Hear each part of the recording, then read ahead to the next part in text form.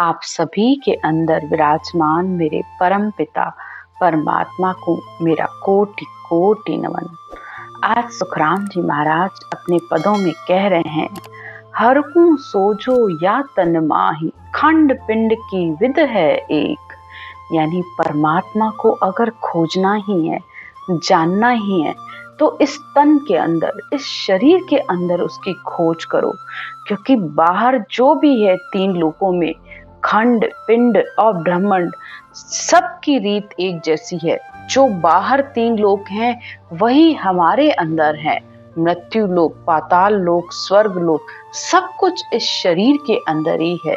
राम जी महाराज कहते हैं कि अपने इस तन में खोज करो, बांदा कौन है, करतार कौन है, राम जी कौन है, अंजन क्या है, निरंजन क्या है, पार ब्रह्म का पद कौन सा है, और वह कौन है जिसे पाकर जन्म मरण और गर्भ में नहीं आना पड़ता। बेहद क्या है, हद क्या है, और तीन लोक तक कहाँ है। इस शरीर में ही पांच तत्व तो हैं, तो छठा नारायण शरीर में कहाँ है, इसकी खोज करो। महाराज कहते हैं इसमें ठाकुर कौन है। सदगुरुदेव कहते हैं कि अंतर में जो ये सब बातें उठ रही हैं, ये जो प्रश्न उठ रहे हैं, अगर उन सब को समझना चाहते हो तो इस केवल ज्ञान को धारण करो। क्योंकि बिना इस ज्ञान के राम जी की प्राप्ति होने वाली नहीं। आगे सदगुरुदेव सारे प्रश्नों के उत्तर देते हुए कहते हैं, घट माही साहेब बसे हो, तुम सुन जो सब जन लोए। परमात्मा कहाँ है, इसका उत्तर देते हुए सदगुरुदेव कहते हैं कि परमात्मा वह राम जी इस घट में ही बसते हैं, यानी इस शरीर में ही है। आगे सदगुरुदेव कहते हैं, बांदा कहावे सो मन जानो, निज मन करता होय, रमता राम तको इण घट में, सो सासा को जोए। बांदा मन को कहते हैं और निजमन आत्मा को कहते हैं। क्योंकि आत्मा ही जब चेतन होती है तब ये मन और इंद्रियां सारे कार्य करते हैं।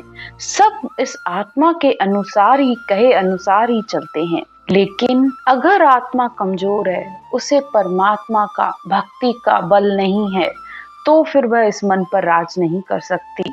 लेकिन आत्मा भक्ति से चेतन होती है, जागृत होती है, ताकतवर होती है, तब ये मन और इंद्रियां इसके कहे अनुसार चलते हैं।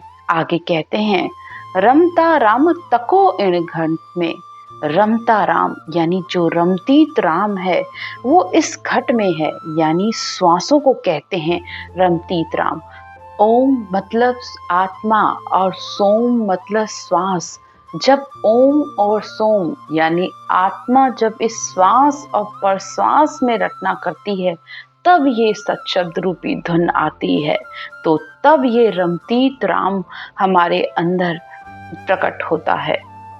आगे सदगुरुदेव कहते हैं, अंजन होए तके तत इंद्रियां, सो निरंजन जान, ररंकार धुन पार ब्रह्म है, अवगत अनाद बखान।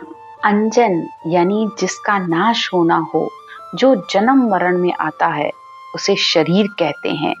और निरंजन यानी जो इस शरीर में इंद्रियों का, शब्द का जो अनुभव करता है, उसे निरंजन कहते हैं, यानी आत्मा। आत्मा द्वारा ही इस शब्द धुन को अनुभव किया जाता है। आगे सदगुरुदेव कहते हैं, ररंकार धुन पार ब्रह्म है, अवगत अनाद बखान। यानी ये जो ररंकार की धुन है वही पार ब्रह्म परमात्मा है। अवगत यानी उस परमात्मा को जाना नहीं जा सकता। अगर हम विचारों से और मन से उसे जानने की कोशिश करेंगे तो कभी नहीं जान सकते। आगे सदगुरुदेव कहते हैं, धुन अनाद शब्द सुर जिंग है, ऐसो गर्भ न जाए। यानी जिसके अंदर ये धुन, ये अनहद की धुन जागृत हो गई, यानी उस परमात्मा के देश से समझो वह उसे लेने के लिए आ गई, फिर वो आत्मा कभी गर्भ में नहीं आती है। अज रावण सो अमर पुरुष है, सो घट धुन कहाए।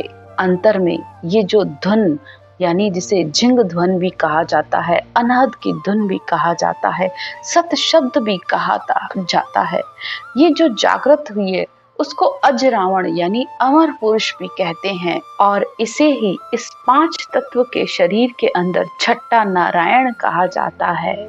आगे सद्गुरुदेव कहते हैं, हद सो नाम नासका बीच है, बेहद त्रिकुटी पार, 3 लोक है शिश नाभ में, पग सो पांव विचार।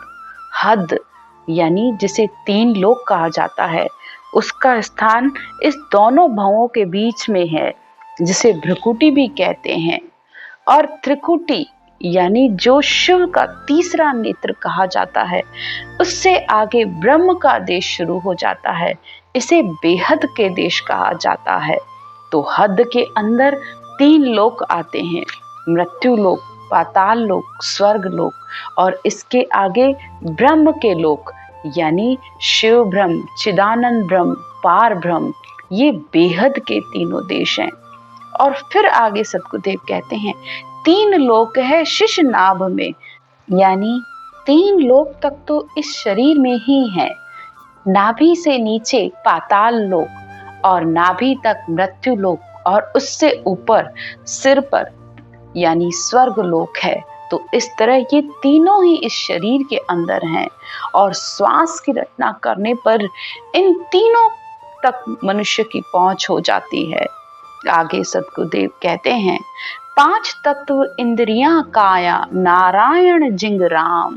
5 तत्व इंद्रियां, मन, ये सब इस शरीर में है, और जो जिंग की ध्वनि है वही नारायण राम है। आगे सद्गुरुदेव कहते हैं, ओ सुन भेद लखेगा घट में, ताका सजे सब काम, खंड पिंड का निर्णय सब सुन जो, ऐसी विद्य है माय। तो सब कुछ इस शरीर के अंदर है, लेकिन सत्य का संग करने पर, ज्ञान का संग करने पर ही इन सब बातों की समझ आती है। आगे सतगुरुदेव कहते हैं, कह सुखराम अवगत हर चाहिए, तो कीजो सतगुरु आए। तो सतगुरुदेव कहते हैं, अवगत यानी केवल पद, आनंद पद, परमात्मा की प्राप्ति चाहते हो तो इस केवल ज्ञान को धारण करो, तभी तुम्हारा ये मनुष्य जन्म का कार्य सिद्ध होगा, आत्मा परमात्मा में मिलेगी। आज की चर्चा यहीं तक। राम राम।